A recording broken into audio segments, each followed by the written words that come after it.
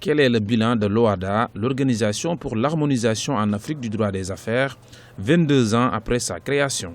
Elle a plusieurs objectifs et œuvre en faveur de l'intégration juridique des pays membres. L'OHADA organise un séminaire les 7 et 8 mai 2015 à Douala au Cameroun sous le thème « Regard critique sur les difficultés liées au recouvrement effectif des créances sous OHADA et les réponses appropriées ». L'OHADA est une très bonne initiative puisqu'elle procède de l'harmonisation du droit des affaires au sein de 17 pays d'Afrique. C'est déjà une initiative novatrice. La problématique du recouvrement des créances est un sujet prégnant et récurrent, à la fois pour les établissements de crédit et pour les entreprises. En effet, si les mécanismes de recouvrement des créances douteuses et litigieuses ne sont pas encadrés par un corpus réglementaire clair et accepté par les différents acteurs, l'intérêt et l'attractivité économique des États pourraient en pâtir. C'est tout le sens du séminaire de l'OHADA qui vise à lever et à étudier les possibilités qui seraient de nature à lever l'ensemble des obstacles nombreux rencontrés notamment dans la résolution des contentieux ayant pour origine le recouvrement des créances.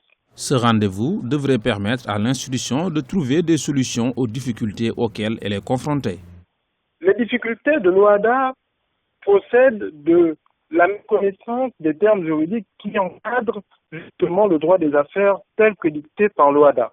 En cela, il faut beaucoup plus de vulgarisation de façon à ce que les différents acteurs économiques, aussi bien les entreprises que les hommes de droit, aient une pleine et entière connaissance du droit des affaires, parce qu'il faut rappeler que le droit des affaires est celui qui encadre l'activité économique au sein des pays. Depuis sa mise en place par le traité de Port-Louis du 17 octobre 1993, l'Organisation pour l'harmonisation en Afrique du droit des affaires, l'OHADA, reste une institution internationale de plein exercice dotée d'une personnalité juridique internationale.